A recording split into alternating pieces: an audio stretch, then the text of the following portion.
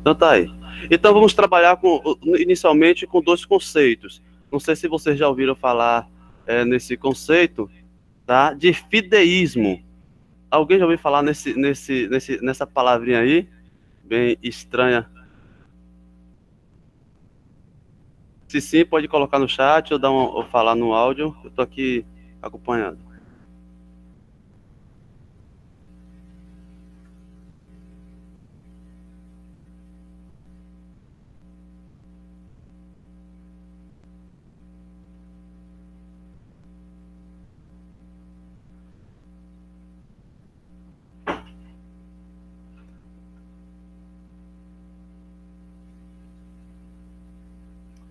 Pois é, fideísmo é uma palavra bastante peculiar. Eu, particularmente, nunca tinha escutado esta palavra, mas o significado, sim, e por outras formas, tá?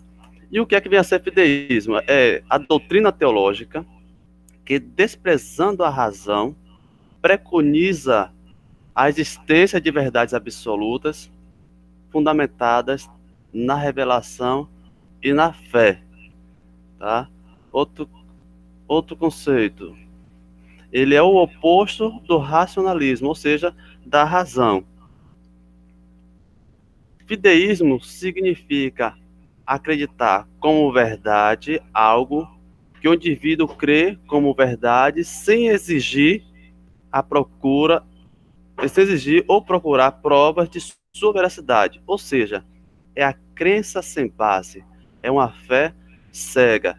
Então são pessoas que vão ignorar é, a razão, né? A razão da fé, porque eles acreditam que por nossa consciência, nosso intelecto, todas as, como eu posso dizer, todas as nossos sentimentos foram corrompidos por conta do pecado. Então, se nossos pensamentos, nosso entendimento, a nossa inteligência foi corrompida por conta do pecado, nós não conseguiremos entender as coisas de Deus pela razão. Então eles ignoram totalmente a razão e tudo que eles creem em revelações fundamentadas somente na fé. E olha que isso é algo bastante subjetiva. Às vezes a forma que eu enxergo que Deus se revelou para mim é diferente da forma que ele vai se revelar para você, né? Ou para alguma outra pessoa. E o que eu sinto é totalmente de você. Pode acontecer, geralmente acontece, que nem todo mundo vai ter esse sentimento ou sensação de, de que Deus está ali do seu lado. Às vezes a gente vai orar, a gente vai jejuar e não vai sentir nada. Isso não quer dizer que Deus não está conosco, ou que não está com você, ou com alguém da sua família. Muito pelo contrário, a gente não pode estar baseando a nossa fé somente ou tão somente em coisas que não há base. E nós vamos ver aí uma tirinha aí justamente explicando isso. Vocês conseguem ler aí? Eu preciso de duas pessoas para ler essa charge. Então, fazer cada um personagem. Tá? Eu vou pedir para a voz desse gurizinho aí, ó, ser a voz de Matheus. Tá ok, Matheus? E a voz desse grandão aí vai ser a voz de Thor. Pode ser? Vocês conseguem ler aí?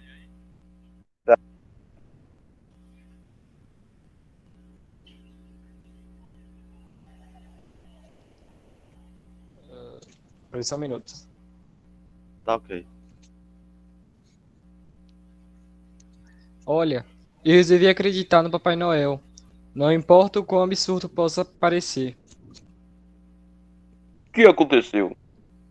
O que Uma aconteceu? simples análise de risco. Eu quero presentes, muitos presentes, porque arriscar não ganhá-los por uma mera questão de crença? Que se dane. Eu acredito em qualquer coisa que eles quiserem. Que cinicamente empreendedor da sua parte. É o espírito do Natal. Vocês conseguiram perceber aí a questão aí? Ele simplesmente, da noite pro dia, ele resolve acreditar que o Papai Noel existe. E não busca base nenhuma para isso. Ele simplesmente acredita e vai seguir a risca aquilo. Vocês conseguem compreender essa charge aí dessa forma ou alguém teve uma percepção um pouco diferente?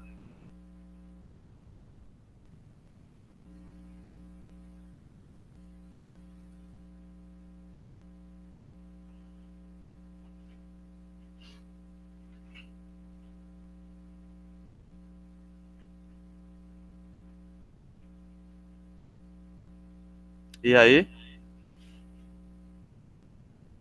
Faz sentido.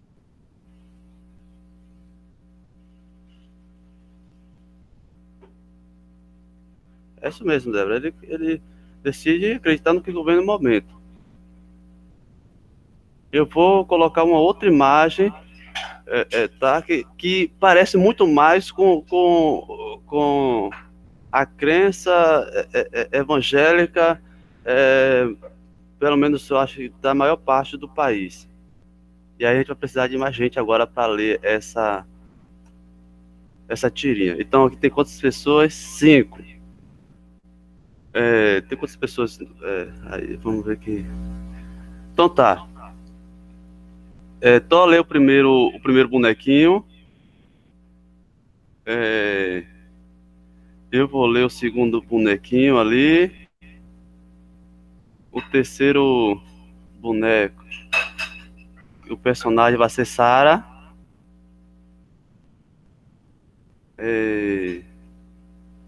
Falta mais quem? Eric tá com o microfone já ligado? Débora pode.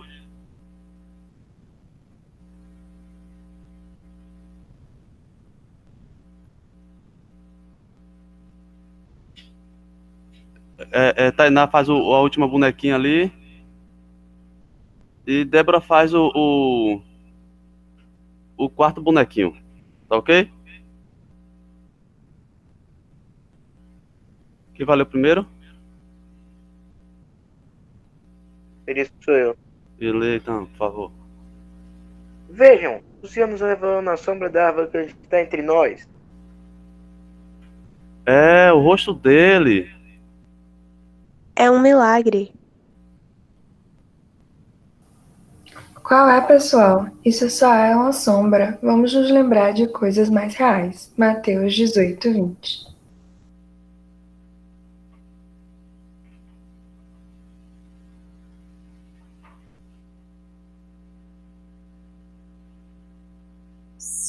Fica quieto, moço.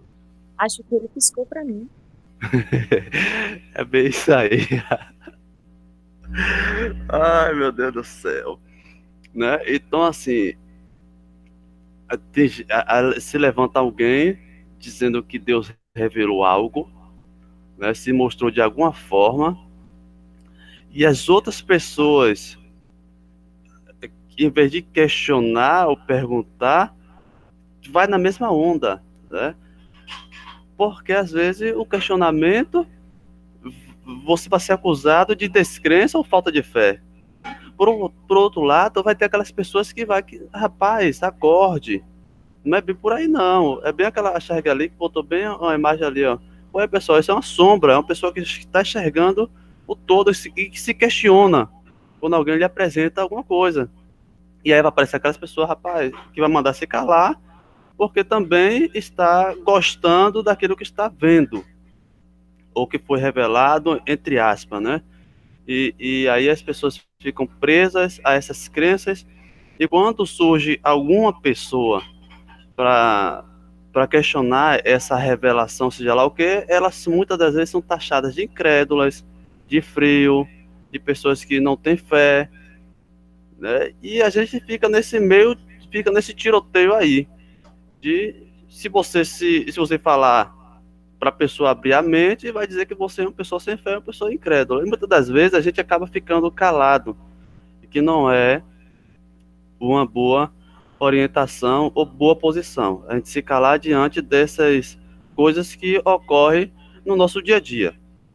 Um exemplo mais recente, eu não me lembro muito bem, acho que foi 2014, que disseram, foi no ano da Copa, que o shopping, como é o nome dele? Acesso Norte, ia desabar, né? E aí começaram a divulgar isso em redes sociais, e dizendo que quem disse foi Deus que revelou. E as pessoas começaram a compartilhar isso, sem primeiro analisar à luz da Bíblia se aquilo que a pessoa estava falando tinha razão. E simplesmente creem. E aí quando aparece alguma pessoa para dizer ao contrário, que não é revelação coisa nenhuma, que a revelação já está na Bíblia, que Cristo já deixou tudo revelado, que ele não se revela de outras formas, nós somos taxados de incrédulos, de pessoas que não creem em Deus, e chega a esse ponto, né? Alguém tem alguma relato sobre algum caso desse assim, desse tipo?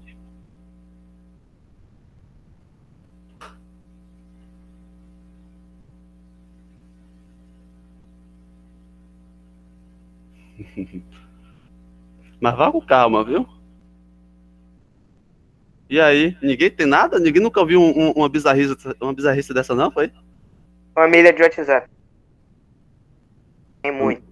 Família do WhatsApp, não. Realmente tem muito nas famílias esses compartilhamentos. Mas eu tô falando de algum outro caso recente, ou não muito menos recente, que traga algo dessa forma. As pessoas agem por impulso, alguém revelou alguma coisa e fica por isso mesmo. Aí eles começam a acreditar e compartilhar isso. Aquele negócio que se você gargarejar vinagre, você cura o coronavírus. Minha mãe acredita nisso. Quem acredita nisso? A minha mãe. Aí ela comprou também aquelas roupas gigantes de radiação, sabe? Foi mesmo. Tu vai tomar essas coisas assim, não, tá? Rapaz. Mas alguém tem alguma coisa para compartilhar? Fale agora, se cale-se para sempre. Tô brincando.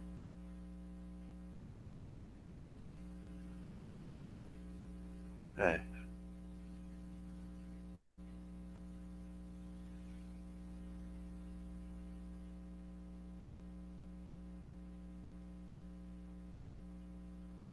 Tá, gente. Então vamos, já que ninguém tem mais nada a falar, vamos adiantar.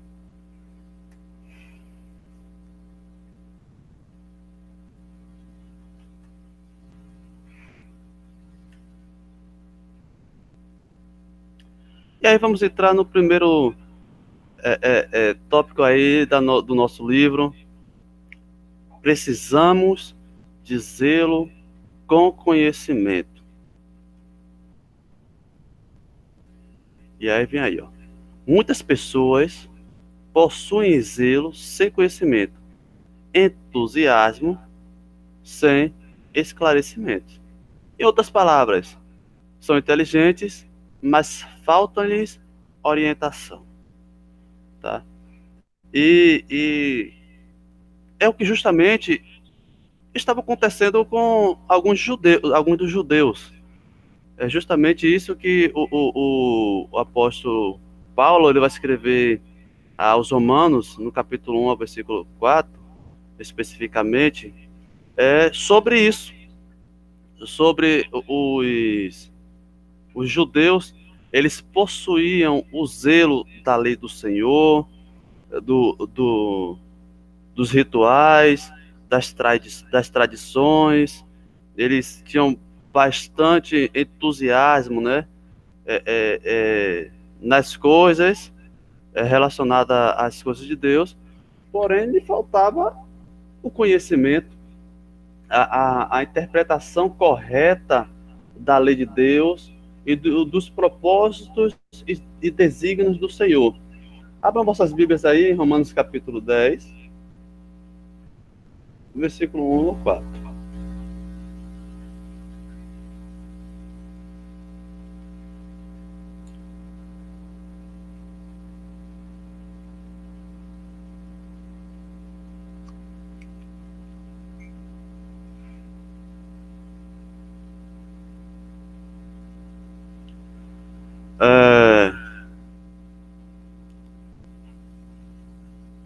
Ô, Sara, lê aí pra gente esses 4 versículos, por favor.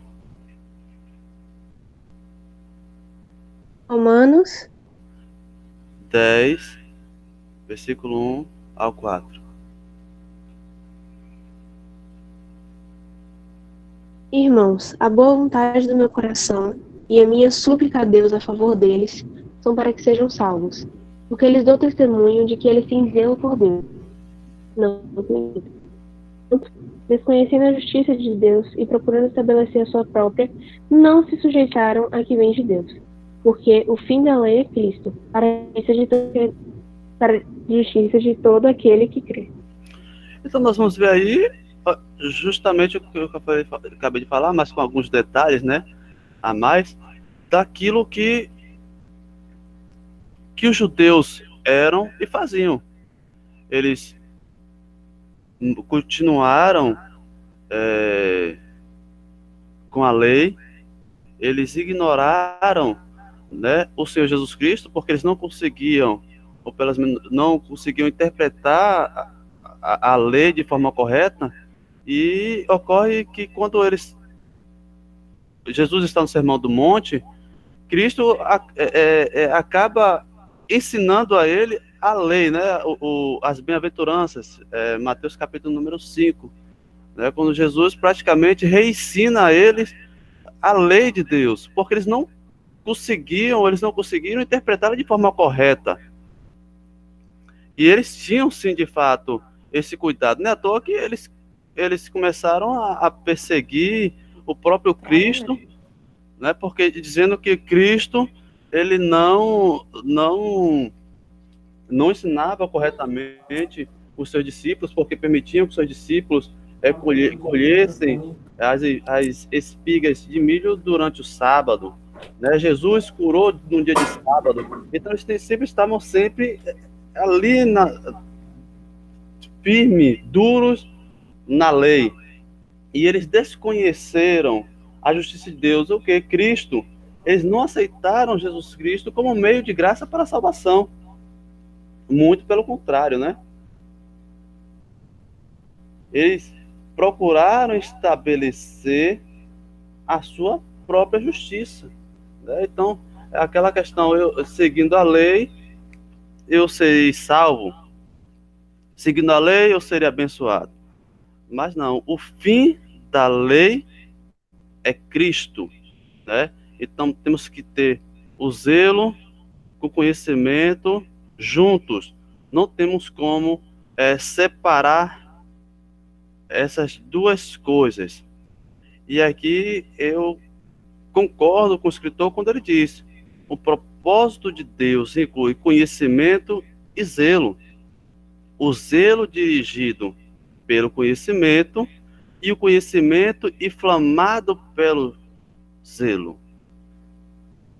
Então, quando nós formos zelar, ou ter cuidado por alguma coisa, ou formos defendermos alguma coisa, ela tem que ser dirigida pelo conhecimento. E não somente pelo aquilo que a gente acha, ou que a gente pensa que foi revelado. Não. Tudo que nós formos defendermos, temos que ter uma base. Não sei se... Quem leu o capítulo do livro aí? Me dá um alô aí, quem leu? Quem não leu também pode dizer, que a gente lê também de novo.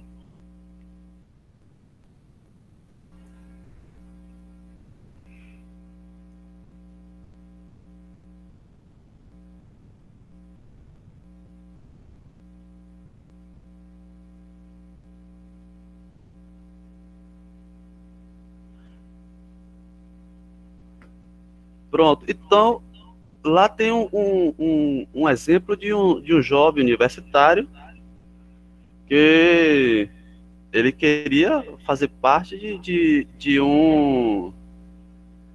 como é que se fala o nome? De um protesto, de uma manifestação. Só que quando ele foi perguntado sobre o significado, para que era aquela manifestação, ele não sabia dizer. É um retrato, infelizmente, de hoje em dia, muitos jovens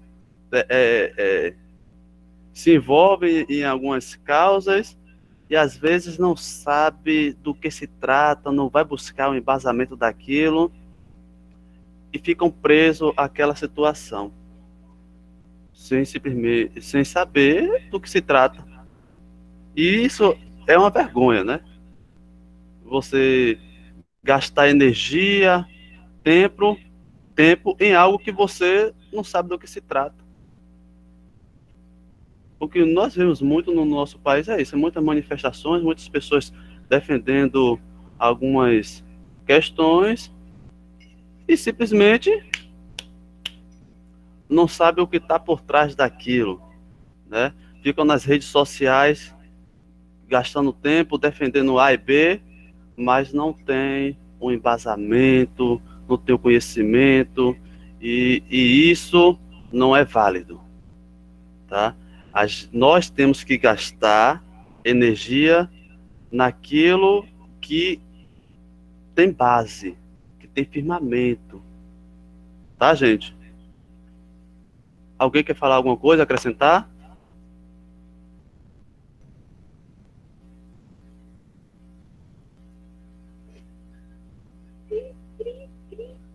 Digital aqui.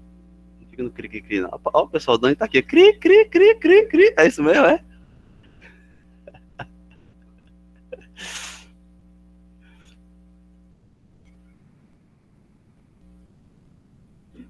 Posso prosseguir?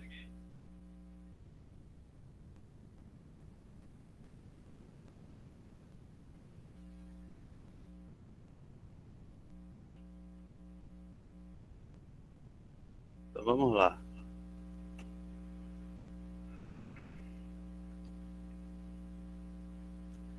Pragmatismo religioso. Quem já ouviu falar essa palavra aí? Pronto, essa frase aí, pragmatismo religioso. Pragmatismo, quem já ouviu falar?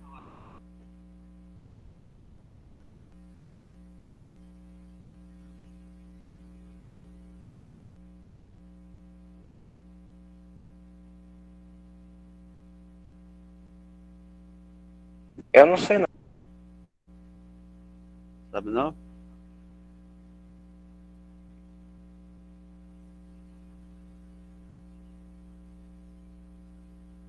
Então, o que seria isso aí? Pragmatismo religioso.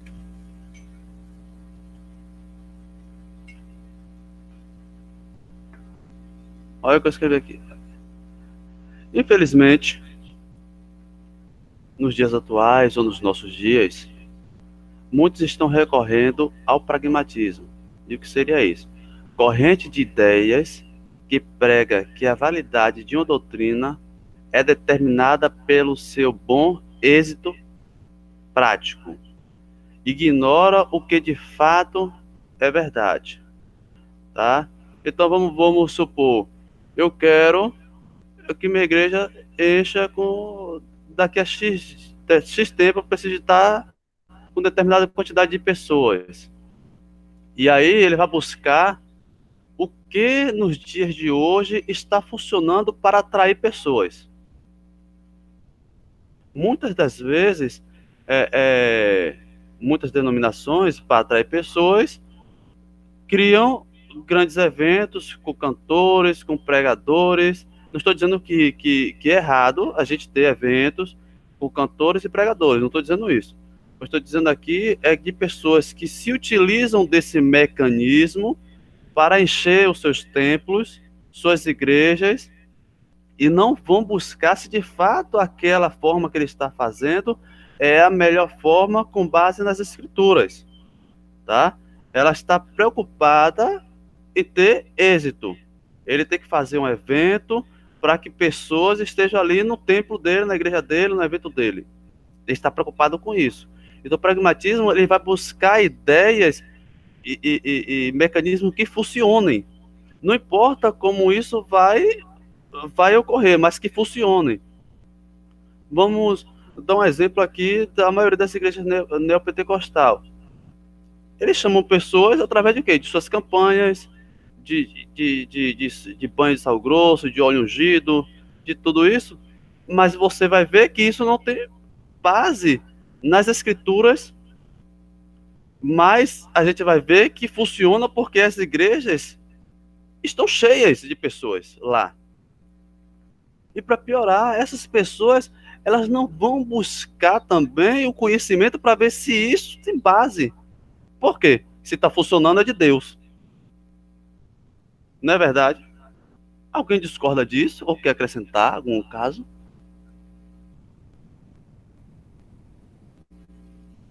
Isso mesmo, é milagres. O que mais? Vai adicionar alguma coisa aí? Vai adicionar? Acrescentar? Algum outro método pragmático que estão sendo utilizados na igreja, nas igrejas atualmente?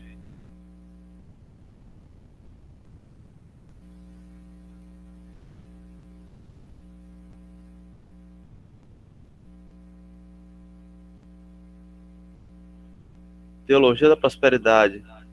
É justamente as igrejas devem ter passado, né? A prosperidade tem pessoas que ganham, tem pessoas que não ganham, então é um outro método de pragmatismo. Curas. Venha, receba sua cura hoje. Venha e toda a sua família vai ser liberta. Então, são tudo slogan que eles utilizam para atrair as pessoas, né? E as pessoas também, por sua vez, são atraídas por isso e não verificam se isso de fato é verdade, se é a base bíblica, e eles ignoram que de fato é verdade. Se está funcionando, é de Deus. O que importa é que funcionar. Se funcionar, é de Deus. Então, é totalmente ao oposto aquilo que ocorre em Atos dos Apóstolos, capítulo 17, e versículo número 10, os crentes de Bereia. Abram aí as vossas Bíblias em Atos dos Apóstolos, capítulo de número 10, ou capítulo 17, do versículo 10 e 11.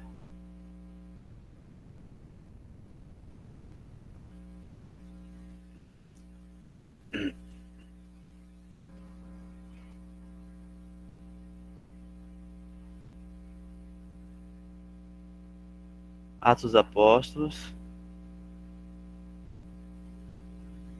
17.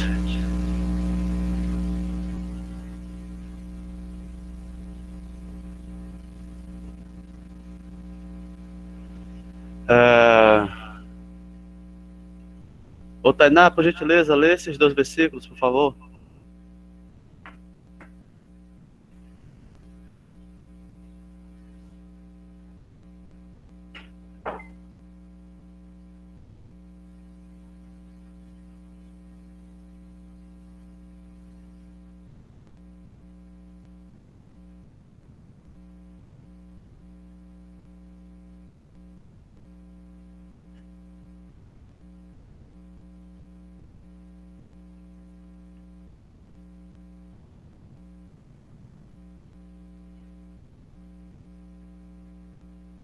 E logo, durante a noite, os irmãos enviaram Paulo e Silas para Bereia.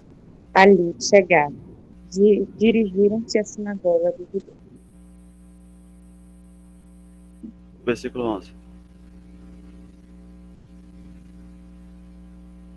Ora, estes de Bereia eram mais nobres do que os de Tessalônica, pois receberam a palavra com toda a alegria, examinando-os todos os dias para ver o governo de paz. É só até aí? Até aí mesmo. Então, vamos ver, gente, como as pessoas, e até mesmo a gente, quando alguém fala algo, ou prega algo, ou ensina algo, a necessidade e a importância de verificarmos se de fato aquilo que está sendo dito está baseado na palavra de Deus. Então, eu faço das minhas palavras aquilo que eu quero. Mesmo que venham com revelações, profecias e curas, mesmo que chova milagre todos os dias, se não tiver com base nas escrituras, deve ser rejeitado. Tá? Não podemos aceitar seja lá qualquer ensinamento, doutrina ou evento, simplesmente porque elas funcionam. Mas temos que crer e aceitar aquilo que está embasado na palavra de nosso Deus. E aqui vou citar alguns exemplos de anti-intelectualismo.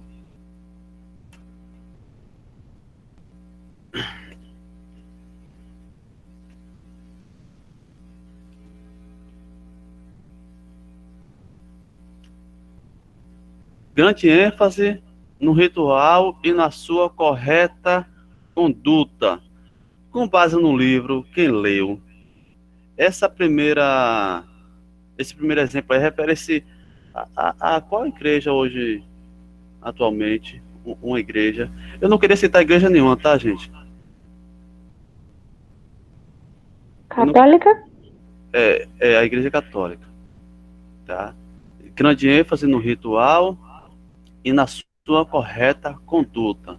Tá? Não só a igreja católica, não. Existem outras denominações também que ela preza muito para o ritual, ou seja, para a sua liturgia e a sua correta conduta. E fazendo isso, está agradando a Deus. Né? E acaba caindo em mero ritualismo. Por outro lado também, a gente também tem que tomar cuidado para que o nosso culto a Deus não se torne em algo também simplesmente ritualística. Ou seja, o costume que nós temos de ir todo domingo à igreja se torne algo comum. E aí a gente acha que, às vezes, por a gente estar na igreja, seja na terça, na quinta ou no domingo, estamos adorando a Deus. E muitas das vezes não estamos adorando a Deus. Estamos cumprindo, muitas das vezes, ritualismo. Então temos que tomar esse cuidado. Por mais que o livro tenha colocado aí a Igreja Católica como um exemplo, né, de pessoas que acabam fazendo as coisas de forma mecânica, de forma automática, a gente também, no nosso dia a dia, no nosso culto a Deus, temos que tomar cuidado para que a gente não esteja agindo de forma também ritualística, né? Eu há muito tempo atrás tinha o costume de todo domingo consagrar, ou seja, jejuar. E acabou que eu não sabia mais quando eu estava jejuando ou quando não estava, porque virou um hábito, domingo, pela manhã, não me alimentar. E aí eu já fiquei perdido, se eu estava ali, virou algo tão comum, eu não sabia se aquilo estava sendo um jejum de fato ou não. Então, você tem que verificar se o seu... Oh, Jesus, às vezes fala forjadamente, meu pai. O seguinte, a ação de estarmos todo domingo na igreja não está se tornando mero ritualismo, tá? E um exemplo, e aí agora, eu vou citar aqui Marcos, capítulo 7, do versículo 1 ao versículo 9, é justamente algo que, como a gente já falou, os fariseus, infelizmente, eles são exemplo para praticamente tudo que é de ruim na Bíblia. Nós vamos ver a atitude desses judeus, né? O cuidado que eles tinham com as tradições e tudo mais, e quando se tratava da lei de Deus mesmo, que era para eles manter, eles não mantinham, né? Tiravam proveito disso. Então aí abra sua Bíblia em Marcos, capítulo de número 7, no versículo 1 e versículo número 9. Do versículo 1 ao versículo número 9.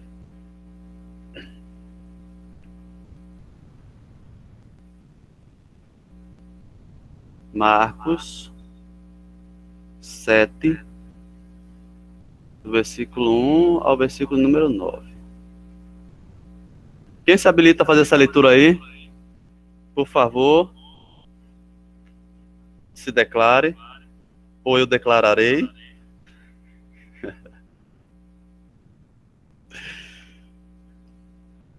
Um ou 9? Marcos capítulo 7, do versículo 1 ao versículo 9. E ajuntaram-se a ele os fariseus e alguns dos escribas que tinham vindo de Jerusalém. E vendo que alguns dos seus discípulos comiam pão com as mãos impuras, isto é, por lavar os prendiam. Porque os fariseus, seus e todos os judeus, conversando a tradição dos antigos, não comem sem lavar as mãos muitas vezes. E quando voltam do mercado, se não se lavarem, não comem. E muitas outras coisas há que recebem para observar como lavar os copos, e os jarros, e os vasos de metal e as camas. Depois perguntaram aos fariseus e os escribas: por que não andam os teus discípulos conforme a tradição dos antigos, mas comem o pão com as mãos por lavar? E eles lhe responderam e lhes bem: profetizou Isaías acerca de vós hipócritas, como está escrito: este povo honra-me com os lábios, mas seu coração está longe de mim. Em vão, porém, me honram, ensinando doutrinas que são mandamentos de homens. Porque deixando o mandamento de Deus, retendes a tradição dos homens, como a dos jarros e dos copos, e fazeis muitas outras coisas semelhantes a essas. E dizia-lhes: bem invalidais o mandamento de Deus, para guardares vossa tradição.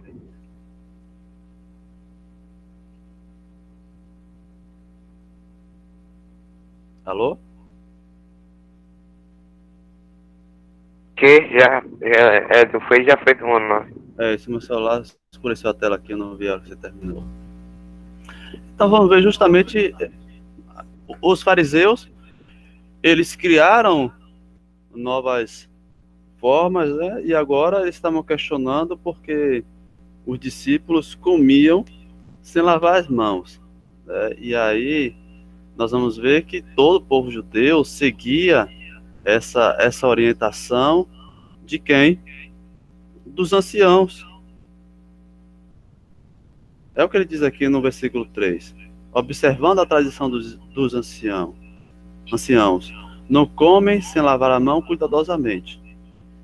E aí tem toda uma regrinha básica aí, que eles colocam, né?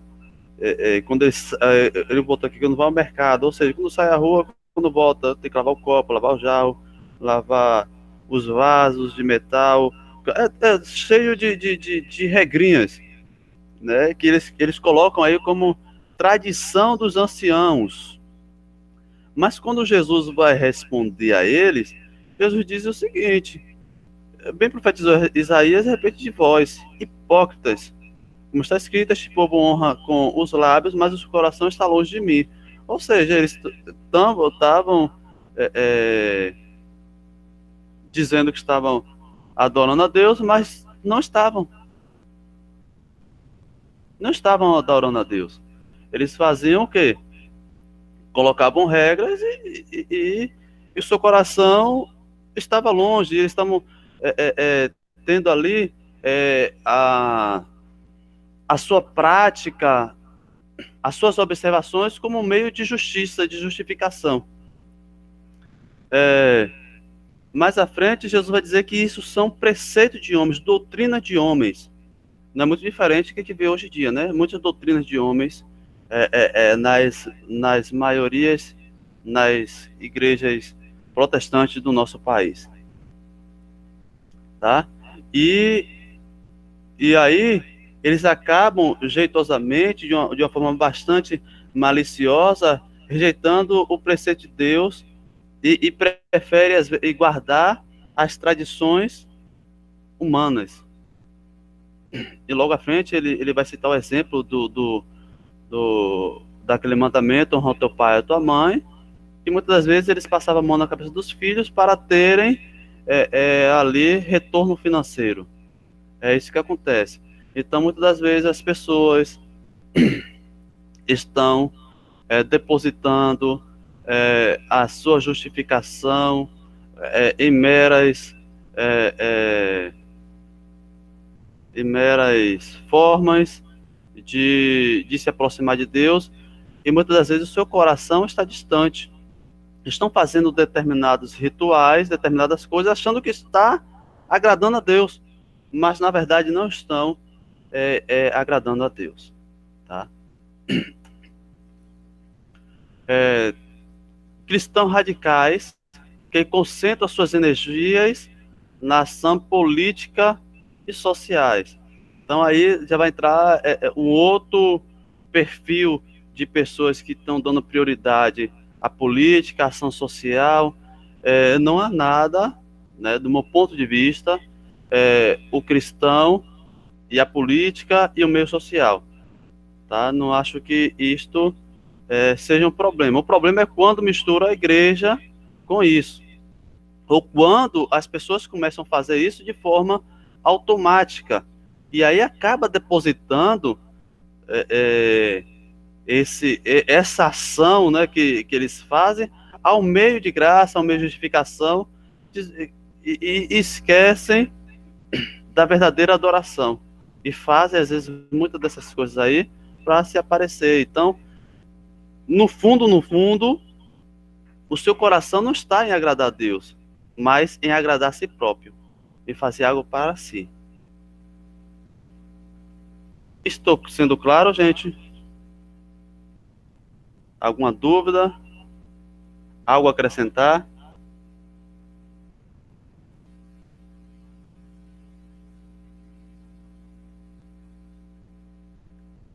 Ou estou sendo claro ou estou sendo escuro, Tainá?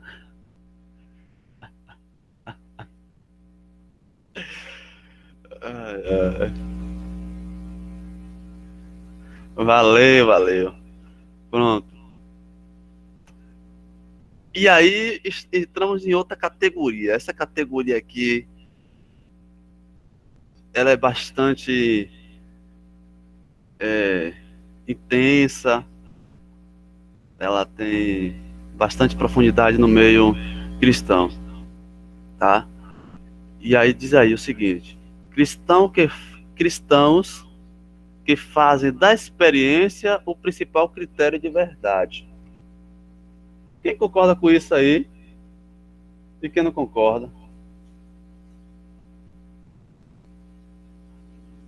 A experiência é o principal critério de verdade? Sim ou não?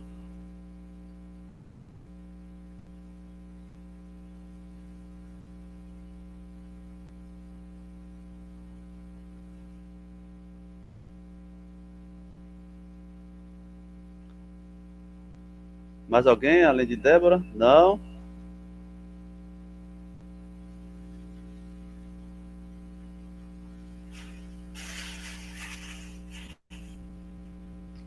Então pronto, de fato, a experiência ela não pode ser o principal critério de verdade, ela tem que ser justamente o que Débora falou. A Bíblia é o principal, ela deve ser o principal. Até porque as experiências ela é muito subjetiva, como eu falei no início. A minha experiência, aquilo que eu passo é muito diferente daquilo que você passa, daquilo que você vive. Então, tem pessoas que vão ter algumas experiências, tem pessoas que não vão ter experiência nenhuma, né? Claro que essa experiência tem que estar baseada nas escrituras. Às vezes a gente passa alguma experiência de provação também. Quem nunca, né? Passou por uma experiência de provação. Mas a minha experiência, ela é diferente de A ou de B. Agora, quem são, vou fazer a pergunta, quem lê vai saber responder. Quais são os cristãos que dão mais ênfase na experiência? Deixa eu reformular a pergunta, né? Meu barulhete todo aqui.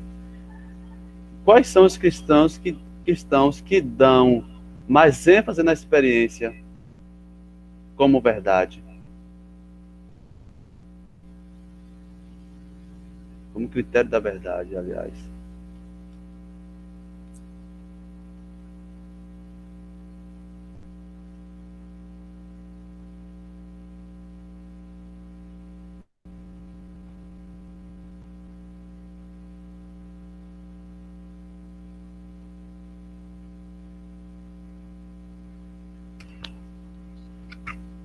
É somente os pentecostais? Não tem outra linha, não? Tem uma linha ainda mais dura ainda, viu? E eu já falei o nome dela aqui.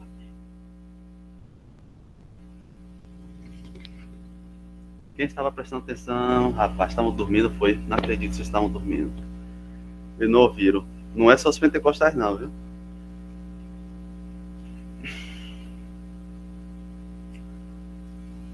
Ah, os católicos? Não, não, não, não. Ah, Eu vou falar para te não ganhar tempo. Os neopentecostais. Esses aí. Olha, Matheus respondeu, ó. Na última hora. Eu acabei de falar, ele saiu o chat dele aqui. não, foi uma pergunta. Não, ele perguntou, mas ele fez a pergunta, claro. Mas é neopentecostal. Ah, mas foi depois que você escreveu. Isso mesmo. Ele quase acertou, Thor. Então, os pentecostais, os neopentecostais são os que dão mais ênfase à questão da experiência, né?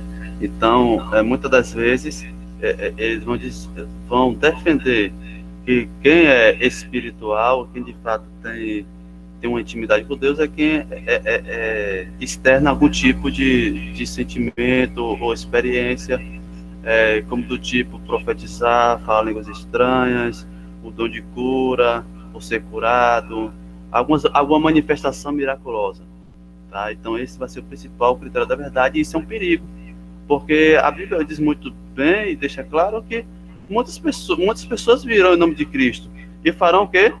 Muitos milagres, prodígios e maravilhas.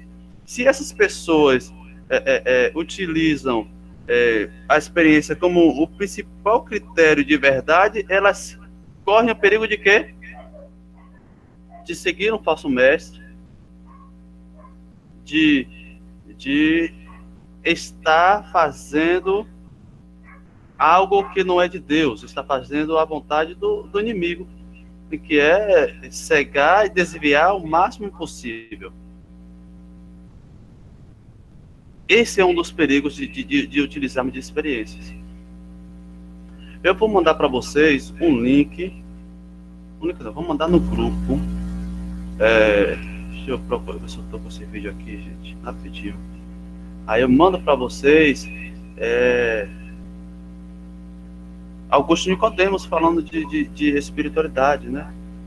Que às vezes a gente, como eu falei no início, a gente vai ter momentos na nossa vida que não vamos sentir nada.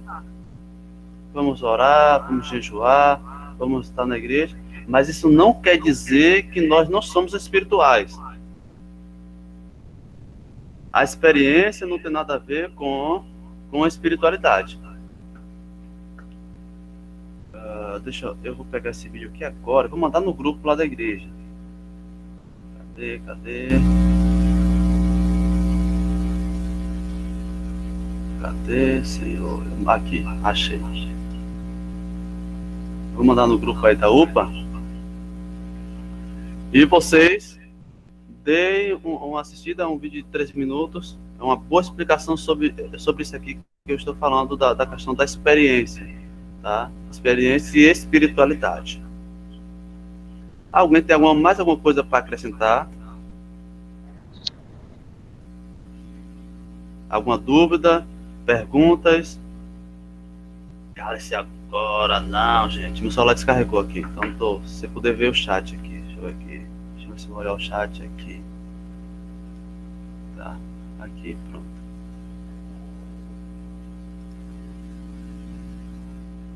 Sim, pessoas.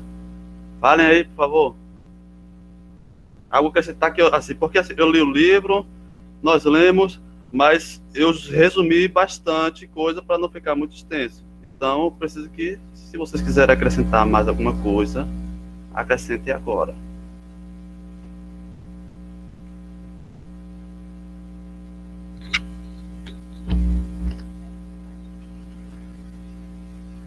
Tranquilo, tudo certo. Nada do livro que vocês queiram acrescentar? Que vocês acharam interessante? Sim, Débora, o próximo domingo é o próximo capítulo.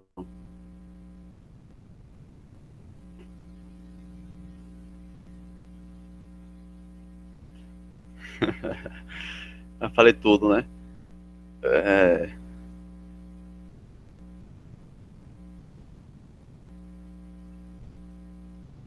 Então, pronto.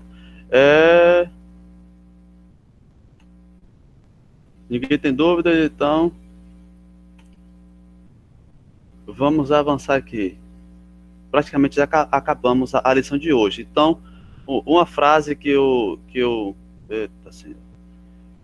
peguei de um livro que eu estou lendo, como complemento, diz o seguinte: não podemos permitir que a falência intelectual da igreja protestante, o escândalo da mente evangélica, seja a palavra final sobre nossa vida. É necessário avançar. E para isso devemos substituir a ideia de que o intelectual é aquele que sabe mais. Tá, pessoal? Então essa é uma mensagem para a nossa reflexão, né, que a gente deve sim, de fato, defender a nossa fé. A nossa fé, ela é uma fé com base, ela não é uma fé que surgiu por mera revelação. Deixa eu interromper isso aqui.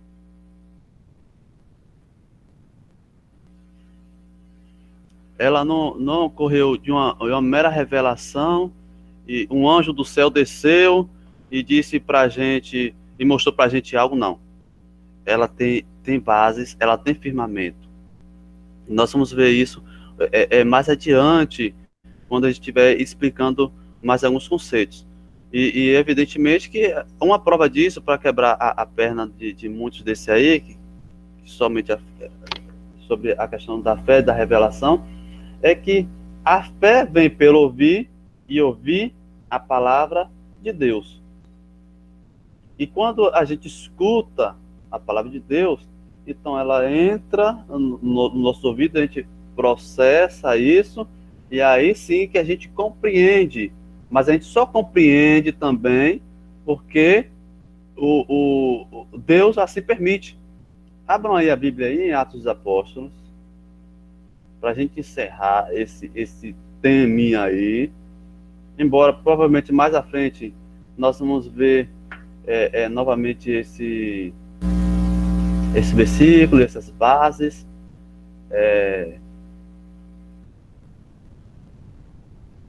Atos dos Apóstolos, capítulo 16,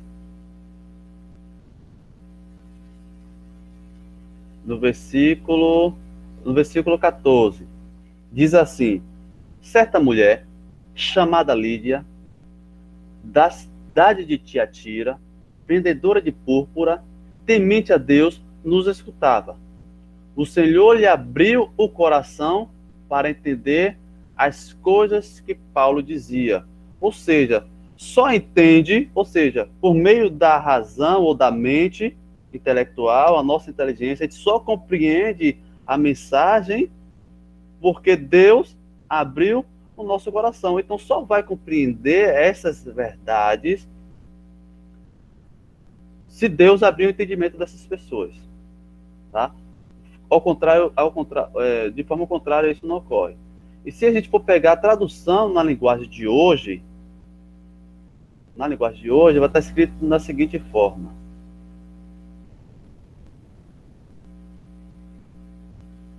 cadê? Passei aqui, passei. Eu estou olhando aqui a Bíblia no computador, então acabou saindo, desmarcando aqui o versículo que eu estava lendo com vocês. Tá. Deixa eu mudar aqui de novo.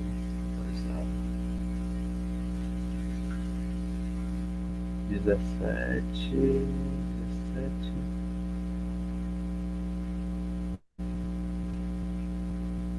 Me perdi, não é possível.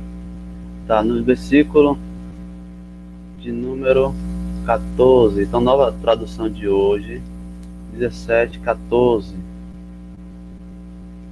Uma daquelas mulheres que estavam nos ouvindo era Lídia, uma vendedora de púrpura da cidade de Tiatira. Ela adorava a Deus, e o Senhor abriu a mente dela para que compreendesse o que Paulo dizia, né? Então a gente sabe aqui que a coisa só desce por coração, mas antes de descer por coração, ela passa por onde? Pela nossa mente, pelo nosso intelecto. Tá? A gente só fica triste quando a gente escuta algo, a gente processa isso e manda para onde? Para o coração. Então, lá a tradução ARA, ela utiliza logo o termo para o coração, mas quer dizer que Deus lhe abriu um entendimento para que ela compreendesse. Tá, gente? Então, vamos ficando por aqui. Vamos ficando por aqui. Agradecer a vocês pela participação, tá? Dizer que o próximo domingo tem um próximo capítulo, o capítulo de número, não tem número 2, não lembro o nome agora, mas o próximo capítulo, tá, ok? Leiam, para que se eu falar alguma coisa fora, você está igual que Tiberé. Não, Jacques, não é assim não. De fato, participe mais e falem, né? Abram a vossa vozes. Eu vou pedir para quem aqui, Jesus? Vou pedir para Tainá fazer a oração de encerramento, agradecendo a Deus. Espero vocês no próximo horário, ou no próximo domingo, no mesmo horário. Amém? Ora aí, Tainá, para a gente.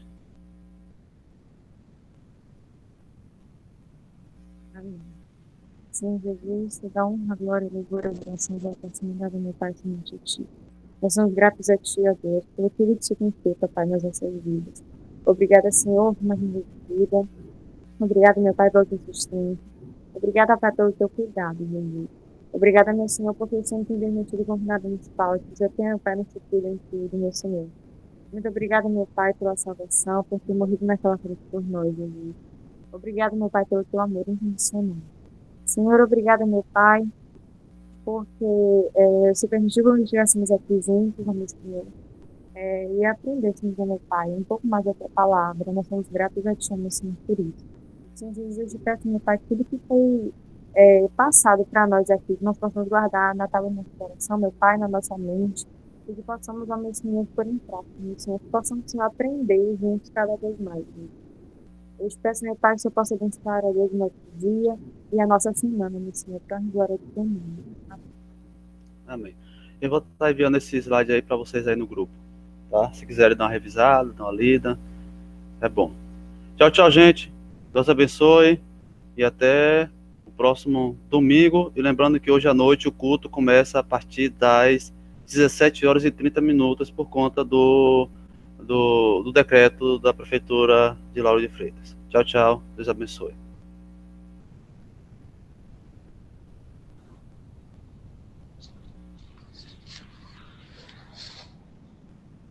Tchau. Tchau.